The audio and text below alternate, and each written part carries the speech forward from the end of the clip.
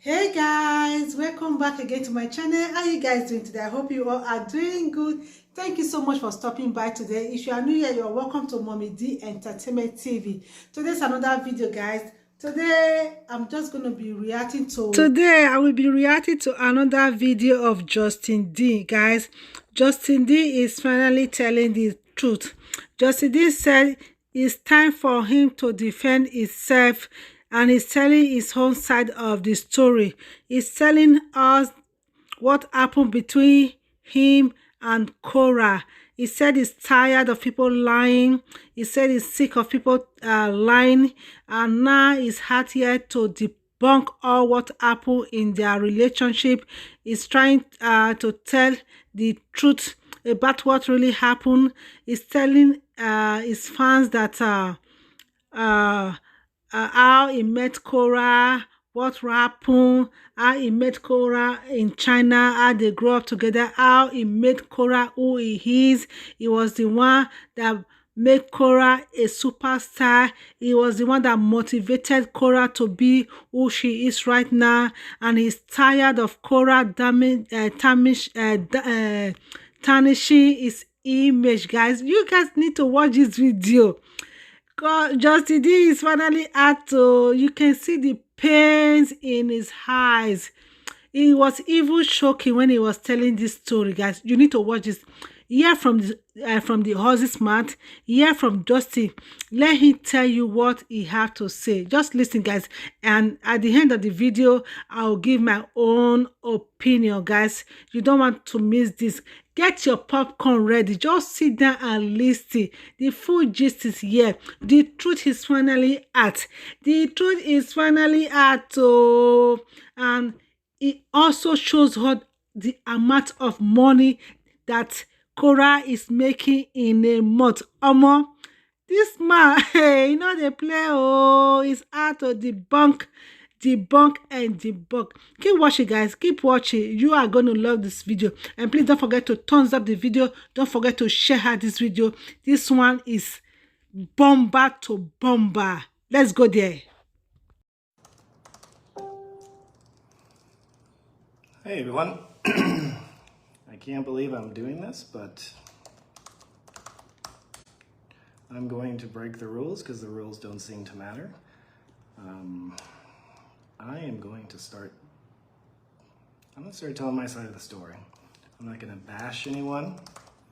I am not going to do anything like that.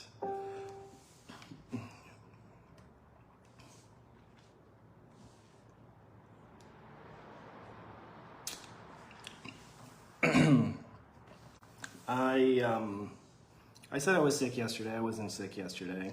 I was in a bad mood. I was depressed because my reputation, my life is being destroyed by my ex-wife. And she's making a lot of money, somewhere in the neighborhood of $2 million over the last year, crafting a story about how I'm a horrible human being.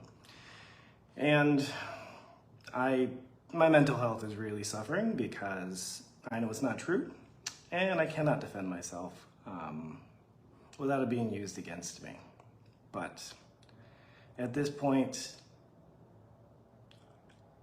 it's gone too far. It's been nearly 2 years of me, a year and a half of me just minding my own business, just trying to do what's best for my daughters, protect my daughters. And now it's all across the internet that I'm this horrible human. So rather than try to bash the other individual, my ex-wife, Cora Biddy, I am going to simply say, I'm going to simply tell my story about how awesome of a husband I was. So this is not going to be any sort of drama fest. This is just me defending my character. And every single day, somebody's doing something to try to destroy my life based off of things that she said that just simply are not true. I've won everything she said. I've won in court fully. And it just continues for profiteering and to make money. That's all this is about. It's just, let's make some money.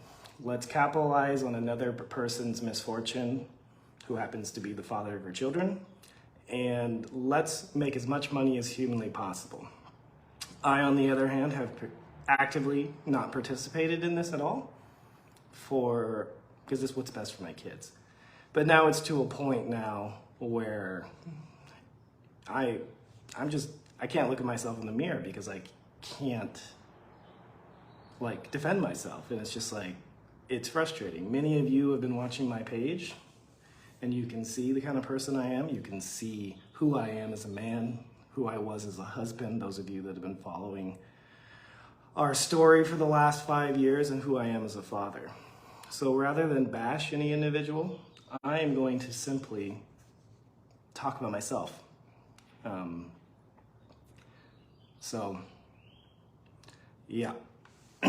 Those of you guys don't want to hear it, don't listen. This is me telling how much I love and sacrificed for another human, and refusing to participate in all the profiteering that's going on. So here it goes. Many of you guys know my backstory.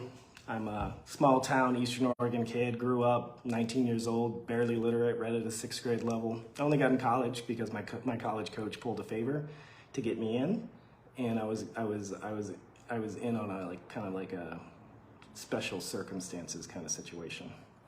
At 19, I decided I'm going to change my life, and I worked hard for until today, to better my life and make a better life for my children. And that is all being destroyed so that money can be made. And I'm not here to make money. I am here because it's really affected me that nothing I do, I follow all the rules. I do not participate in anything. I put the kids first, and at the extreme detriment of myself, and it doesn't seem to matter. So here it is, me telling what kind of husband I was. So like I was saying, at 19 I couldn't read. By the time I was 28 years old, I had taught 60 continuing education seminars. I had co-created I'm tired. I'm barely sleeping. I created a soft tissue technique for cutaneous nerves. I've invented 2 treatment techniques that have continuing education courses that I teach, called the neurocentric approach, which is actually an entire system that I co-created with my mentor that we teach. So I worked really hard to get to China. I worked really hard to work at the Olympic Training Center. I was there for about 3 months. You gotta understand, getting recruited for this job was very prestigious. There was over 300 applicants. They didn't find anybody that was actually qualified, so they called me because it was a very pivotal role in that particular company. So I established myself, my reputation in my industry as a innovator, as somebody that pushed the boundaries, that wasn't afraid to get criticized for coming up with new ideas, because at the end of the day, I am a patient-centered chiropractor, and if something works, even if it doesn't make sense with the conventional science that we have at the time, which now is present, that I was going to do whatever worked to help my patients feel better. So anyways, so I was in China for about 3 months, and that's when I met Cora, and I'm violating court orders talking about this, but it doesn't seem to matter. Hundreds and hundreds of court order violations later, it doesn't seem to matter. Probably because I'm a male. The system is against men. Absolutely. This is showing me this more than anything. So we met. First night we met, we went out to the club and we had a fantastic night. We both got very intoxicated, and she came back to my house. And being the gentleman that I was, I refused to sleep with her on the first night because I deemed her and myself too drunk. So we did not. And the next morning, that was the only day we spent apart in China. was the next day. From the following day on, we spent every single day, all day together, except for when I was at work or she was at work. I fell in love with her very quickly. Within probably 3 weeks, I knew that this was the person I was gonna marry. And that's not something that, you know, I took lightly at the time, or I still don't take lightly now. And I'm so frustrated I even have to talk about this, but at the end of the day, you gotta defend your livelihood. So, our relationship was perfect in China, to be honest with you. She treated me with respect. She treated me like I was a king, and I returned in kind. So, why did she move to China? She moved to China because she released an EP that was an utter failure. And she moved to China because she wasn't making money as a singer, as a dancer. She had broken up with her boyfriend, and she needed to go and make some money. That was the goal, is to go to China for a few years, make some money, and come back and build a house or something like that. Well, I encouraged her adamantly to follow her dreams because I was the product of somebody that overcame insurmountable odds to accomplish my dreams. And at 28 years old, I had accomplished every dream that I had, every goal that I had put out at that point. So I was extremely happy with where I was, and I knew what it felt like to accomplish something very difficult, to accomplish a dream, and then actually see it occur. And I wanted that for her. I wanted that for my wife, soon-to-be wife at that time. So every single day, and I mean every day, we would go out and we would think of content ideas. And I would film for her. I would motivate her. I would push her to be her best. We would do maybe 50 takes of a dance scene on any given day sometimes. And we wouldn't do it until we wouldn't stop until both of us were very happy with the result. And after a few months of this, see what was working and see what wasn't, I decided that it was working.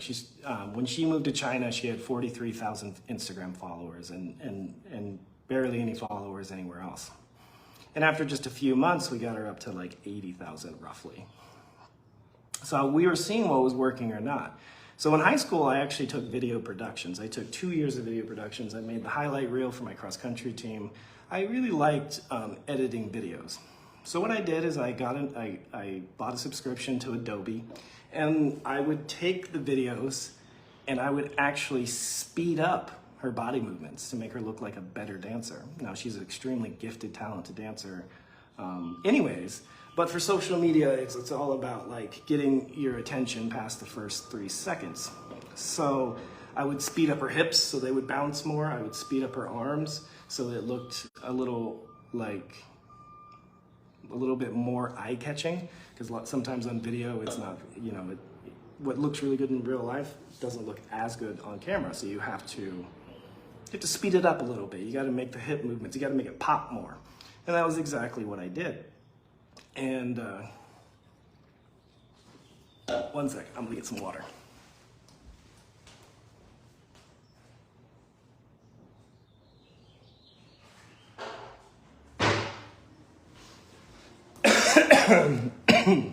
This is very difficult for me to talk about because I just simply want to move on with my life and raise my daughters in peace and tranquility. But like I said, she's made $2 million in the last year and a half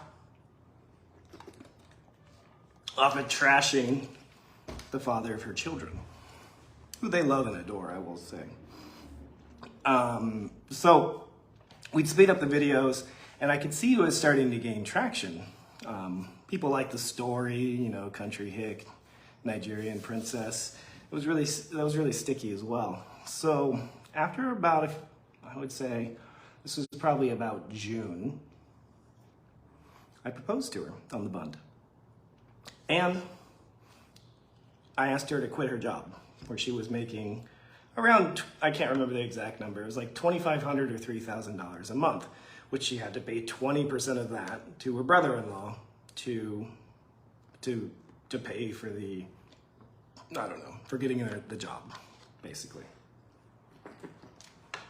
That being said, she actually, on her paperwork, lied to the Chinese government and said that she was an American from Salt Lake City. But she was not. Anyways, I didn't care about that. So I proposed to her and I asked her to quit her job because we needed to be able to spend more time on creating content. Because at this point, I was absolutely head over heels in love with her. And I'm a strategist, I'm a thinker. Gosh, this is even difficult for you to talk about. So I come to the conclusion that I was making pretty good money then, about 10 grand a month, which was tax-free money. I didn't have to pay taxes on it. So I said, well, I can just pay all our bills. You should just quit your job and we'll just make content all day. And that's what she did. She quit her job. She still had to pay 20% of her income, or I don't remember the exact percentage, something like that, to her brother-in-law. So then I paid off her brother-in-law the rest of the balance due, because she still had like 8 more months of work or something like that. It was a pretty significant, it was like, I don't know, it was like $7,000 or $8,000 or something. So I paid him so that she didn't have any obligation to him, and she could just create content all day. And that's what we did. I was only working maybe 4 hours a day, because I only had a select group of athletes that I was working with. They wouldn't actually let an athlete work with me unless they were top 3 in the country, which I didn't really agree with, but it is what it is. So yeah, she quit her job and we started making content every day. And it really, at that point, they really started to blow up. They really did. She really was starting to get like really happy. And anytime, I remember giving her pep talks until 2 or 3 in the morning when I had to work at 8 about, we can do this, like, you know, just like this, we can do this. We can really make this work. We can really like make you into like a Beyonce of Africa. All we need is like strategy. And so then we started talking about going back to the States. And originally my plan was actually to move to Central Oregon, Bend, Oregon. It's kind of a mountainous, beautiful wonderland, which is more my ideal living. I love mountains more than the ocean. But I told her, I was like, in the entertainment industry, there's only 2 options of places to live to really make your dreams in this particular entertainment industry even possible. It was Los Angeles or New York City. But she didn't want to deal with the snow, so we moved to Los Angeles, which is probably the better choice anyways, because this is where Hollywood is, this is where all the music studios are, and that sort of thing. So, made a plan to move to Hollywood. We went and did the traditional wedding, and then I moved to Los Angeles, here, where we are now, not knowing a soul. I didn't know anyone from LA. I'd only been to the outskirts of LA once or twice. So I moved here, and I remember it being a very sad, lonely time, because I just came off of like this crazy experience living in China and then living in Nigeria and just all these culturally interesting times. And I had spent a lot of the money that we had made on doing like going and eating at awesome places and traveling and paying for the wedding, paying for her brother. So I spent a lot of my money preparing, and then it was like $10,000 for the immigration to immigrate her here. So by the time I got to LA, I really only had like maybe $10,000 to my name. So while I was trying to build my first business, which was a failure, mind you, I was living in hostels. So I remember staying in this particular hostel that was like $30 a night. It was a room with bunk beds, 3 bunks on each side. So I was staying with 6 men, and it was quite obvious that some of them were drug dealers, some of them were like down on their luck, down on their times, and it was, you know, it was kind of like, in my mind, it was like, okay, now I'm backsliding in life a little bit. I just came off of living in a penthouse and one of the most beautiful areas in China, in Shanghai, in Jing'an, near a temple. And now I'm living in a hostel with drug dealers to pursue my wife's dreams. That's why we moved here. We moved to LA for her dreams. And I was fully on board with it, you know. And it definitely worked. It definitely, I did everything in my power to never let her give up on her dreams. She tried to give up on several instances. I remember several times throughout the marriage, she was so frustrated with not making money that she'd want to drive for Uber, or she'd want to go work at a clothing store or be a waitress. And I would just say, no, that's going to distract you from your dream. And so getting a job that pays minimum wage is just going to take up your time, and it's not like our bills are not paid. So why would we decrease the amount of time that you have to work on your craft? So I always adamantly said, don't get a job. Like, I pay all the bills. Make the plan literally was for her to get a major contract or really get it off the ground. And then while she was in the peak of her career, I would just travel with her and be her manager and take care of everything she needed. So I was completely devoted to helping her achieve everything that she wanted to achieve. And I did that. I did help. I was there every single day filming. I was there every single day editing photos. I was there every single day coming up with content ideas. I was there every day in her corner, supporting her, loving her, and just being a cheerleader for her. Because I was in love. That's just who I am. That's what I do. That's what I do with my kids. And that's what I do for anybody I love. So I truly dedicated my all, everything I had, my energy, my intellect, my finances, my spirit, my body, to propelling her forward so that she could accomplish what she wanted to accomplish. And it was like I put just as much energy into her dreams as I did my own.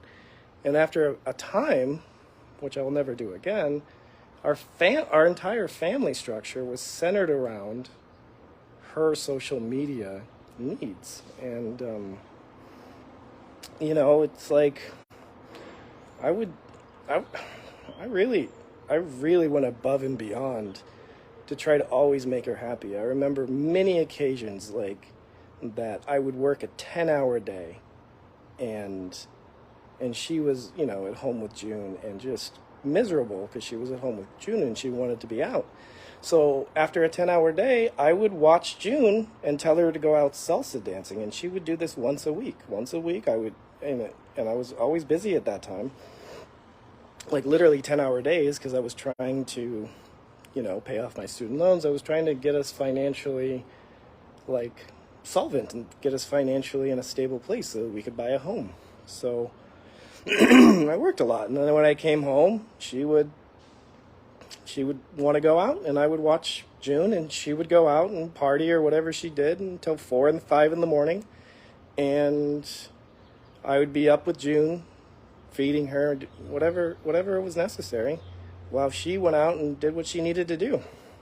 And then I'd get up at 7 or 8 in the morning and do the process again. So I was very sleep deprived, very tired all the time. And I really dedicated 5 years of my life to making sure that she was happy, making sure that she accomplished what she wanted, and she did accomplish it all. And what did she do once she accomplished it? And I'm not going to go into the negative details of what she did or what I did, you know, because we're divorced. None of that matters anymore. It really doesn't. It really doesn't matter anymore. Because at the end of the day, if I go online, just start bashing her, and continuing to bash her, it's just not going to look good on my character. Am I perfect? No. And it's just not something, I just don't want it to continue to be a back and forth for the duration of my little girls' lives. And that was what I've been trying to avoid for a really long time. A really long time. And it's really, really, like, it really hurts me that a person that I spent so much of my life trying to build up and just fill that need, that deep, solid need that she had to be this international famous artist, that, you know, it just hurts me that she would turn around, see an opportunity, because the opportunity was there, to try to destroy my life at personal income of herself. It just really was, it was really hurtful. And I'm I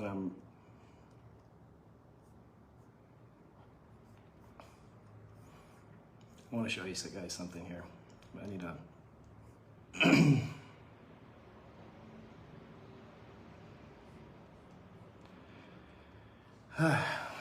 So, I mean, it's really sad, but, you know, it is what it is. Do I still love her? No. No, you can't. You cannot do what you cannot just try to destroy a person's life for over a year and a half and still be in love with that person. But this is what I wanted to show you guys. She's online crying wolf that I'm trying to steal her money. She's always talking about how she is poor single mother, struggling to feed her children. But if you look at this is her Facebook income for 1 month. $85,000 for 1 month of tarnishing my name. There's her name, Chuku Funaya, Anita Dean. $85,000 in 1 month off of trashing me. So I shouldn't even be making this video. This will be used against me in court. But it is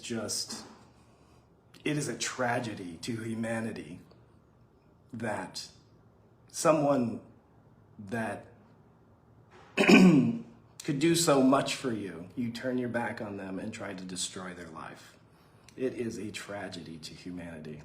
It is an injustice, and I'm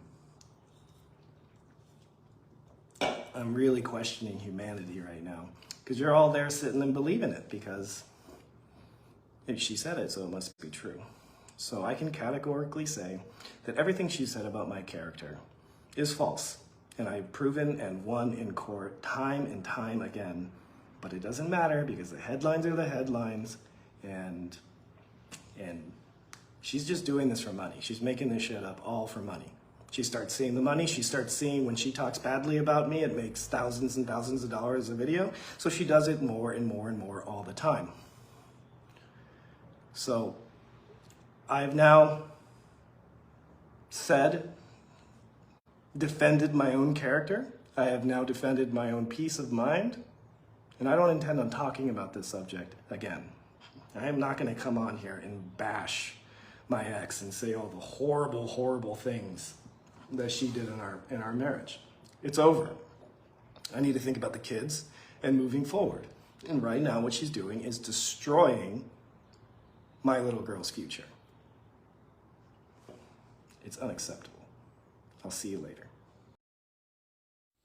Okay, guys, you've heard from the horse's mouth. You guys have heard from Justin mouth what is said about what happened in their relationship. I kind of feel a little bad for him. I kind of feel a little, I don't know. We are all human, guys. We are all human. Nobody is perfect. I just pray that they should find a way, in one way or the other, to just let peace reign, let them move on. They already have children together. They have two beautiful daughters together. There's no way that they can ever get out of each other's life. The best thing, just cooperate in peace and let the bygone be bygone. This is hard, guys. Just leave in the comment section your thoughts about this video. Give this video a thumbs up. Don't forget to like the video. Don't forget to share this video. Thank you all for watching. I'll see you all in my next one. Bye bye. Thank you. Please don't forget to share. Bye everyone. Bye.